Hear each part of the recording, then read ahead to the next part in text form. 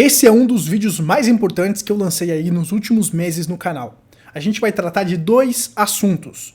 Na primeira parte desse vídeo, nós vamos falar da macroeconomia e alguns indicadores atualizados que saíram hoje. Será que essa alta do PIB adiou a crise? Adiou o colapso? A gente vai falar sobre isso na primeira parte. Na segunda parte do vídeo, eu vou abordar o porquê que o S&P 500 pode estar mais caro do que você imagina. Então, são dois assuntos muito importantes para quem gosta de surfar os grandes ciclos. E isso pode apontar que nós podemos estar diante de uma oportunidade de comprar bons ativos mais baratos. Cuidado com essa euforia de curto prazo, embora você possa surfar nela, ok? Bom, sem mais delongas, bora compartilhar a tela, já vai dando o seu like aqui embaixo, compartilha esse vídeo para ajudar mais pessoas a entenderem o que está acontecendo e, claro, não serem pegos nas armadilhas que o mercado está abrindo agora. Então, eu começo aqui, pessoal, trazendo esse comentário do Júlio, que fala que o PIB dos Estados Unidos voltou a avançar no quarto trimestre de 2022 e ele fala que agora podemos adiar a crise. Eu acredito que o Júlio foi muito feliz em usar a palavra adiar. Adiar não significa que ela foi cancelada, mas que ela foi postergada. Talvez demore um pouquinho mais. Mas, pessoal, os sinais estão por todas as partes e eu vou trazer aqui para vocês nesse vídeo. O primeiro indicador que saiu hoje, no dia 26 de janeiro de 2023, é esse aqui, ó, o PIB, que justamente o nosso amigo Júlio menciona. O PIB americano estava com uma projeção de elevação de 2,6 e no último trimestre saiu esse indicador então, apontando alta de 2,9%, indicando força da economia americana. Em um cenário de inflação baixa ou de uma inflação controlada dentro da meta do Fed, isso seria positivo. Seria muito positivo ver a economia pujante. Lembrando que os dados do PIB são uma fotografia do passado. Existem indicadores antecedentes para buscar entender os passos futuros da economia.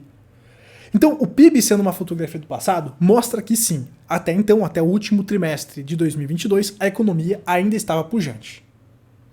O problema é que isso é ruim para a questão do combate à inflação.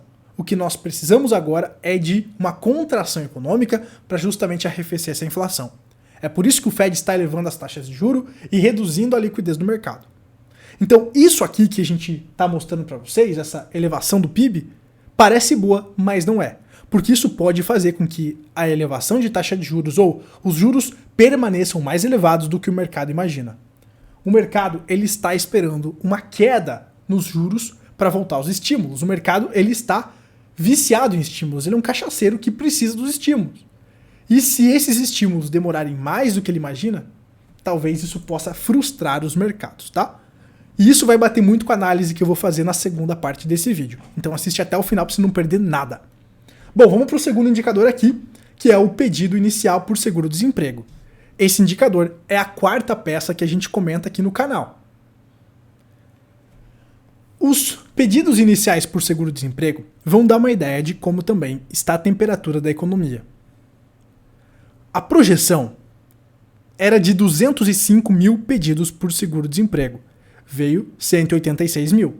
Novamente, se nós estivéssemos com uma inflação controlada dentro da meta, isso seria positivo, demonstra a força da economia.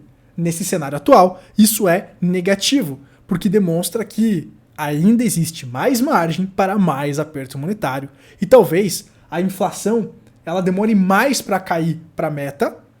Hoje a inflação está em 6,5% ao ano nos últimos 12 meses. A meta do Fed é 2%, então ainda existe um longo caminho e esse caminho pode levar a enfraquecimento, a fragilidades econômicas e também problemas de crédito e problemas nas empresas. Conforme o custo do dinheiro fica mais elevado, isso interfere nos valuations e interfere também nas operações das empresas e também no dia a dia das famílias que acabam tendo aí o poder de compra depreciado. Um emprego elevado é justamente a competição por trabalhadores fazendo o custo da mão de obra aumentar para o empregador. E esse custo tem que ser repassado para os usuários. Uma outra questão que está sendo ignorada pelos players do mercado é justamente a questão da reabertura da China. Muitas pessoas estão otimistas com a questão da reabertura da China. Só que existem consequências para a inflação dessa reabertura, como por exemplo, o aumento do custo do petróleo. Se você olhar o gráfico do petróleo, o custo está subindo, o que indica que os combustíveis, a energia, podem ficar aí mais caros. E isso vai afetar aí na questão da redução da inflação, fazendo novamente com que os juros permaneçam mais elevados do que o mercado gostaria. Então, fiquem espertos nesses fatores macroeconômicos, ok? Muito bem, então, dois indicadores que parecem positivos, mas são contra a redução da inflação. E isso pode fazer justamente, então, essa elevação de juros, essa permanência de juros elevados e contração econômica aí serem mantidas pelo Fed. Isso abre margens para mais apertos monetários, ok? Bom, bora para a segunda parte do vídeo, onde a gente vai trazer a questão do Fed. A questão, aliás, do S&P 500. O S&P 500, tá caro ou tá barato? É agora que o bicho vai pegar. Vamos lá. O S&P 500 está atualmente sendo negociado por cerca de 18 vezes as estimativas de ganhos de 2023, que são de 224,68 dólares. Embora isso possa parecer barato, não é barato a longo prazo. É apenas que os investidores se acostumaram com a avaliação inchada testemunhada durante a bolha da Pand, lá do vírus. Então, os investidores estão acostumados a pagar caro. Esse é o problema. Problemão.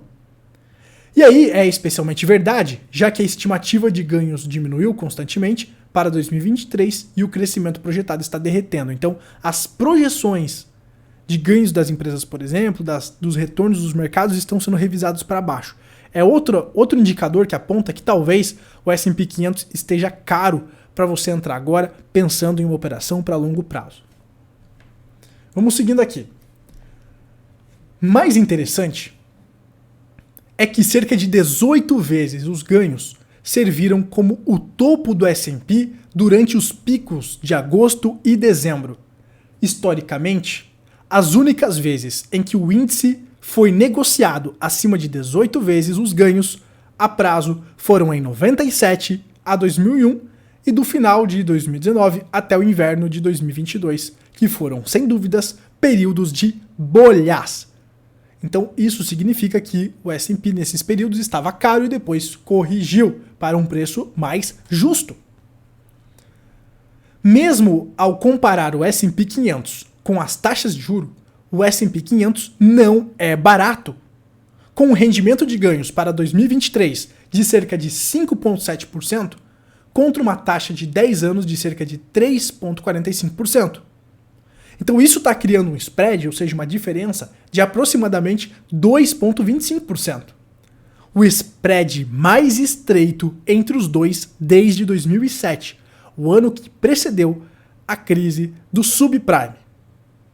Isso nos diz que o S&P é caro em comparação com a taxa de 10 anos e, conforme os juros vão subindo, isso tende a piorar.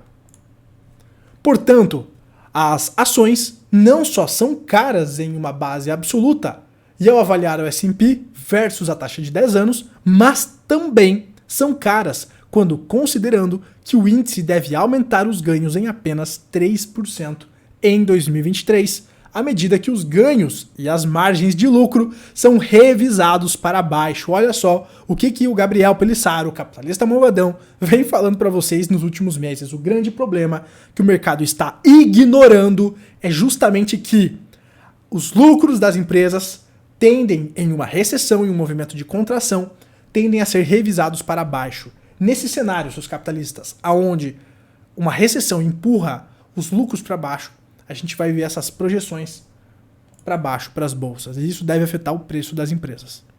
Tá bom? O mercado está ignorando isso por enquanto.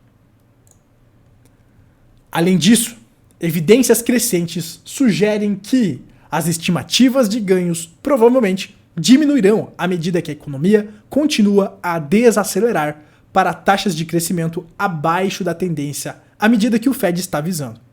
Os principais indicadores dos Estados Unidos, ao longo do tempo, tiveram uma forte relação com as tendências nas taxas de crescimento dos ganhos.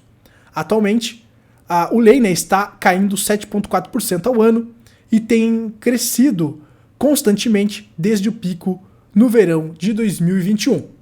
Além disso, há uma relação semelhante ao usar o índice ISM. Isso também nos diz que a economia está desacelerando e o crescimento dos ganhos ano a ano tende a seguir as tendências ao longo do tempo. Então, a tendência da economia caindo, o S&P deve seguir aí essa mesma tendência. Ao quebrar esse mercado, ele é supervalorizado em muitos níveis, dificultando que o índice continue a aumentar a partir daqui. É provável que, por isso, o índice parou de subir nas duas ocasiões anteriores, aonde ele estava 18 vezes valorizado e está lutando para subir neste teste mais recente.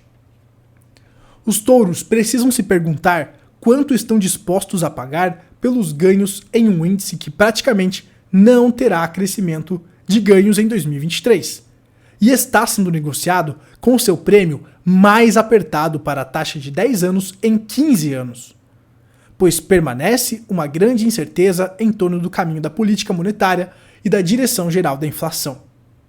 Então, são preços no S&P 500 caros com relação aos lucros que as empresas vão entregar aos seus capitalistas.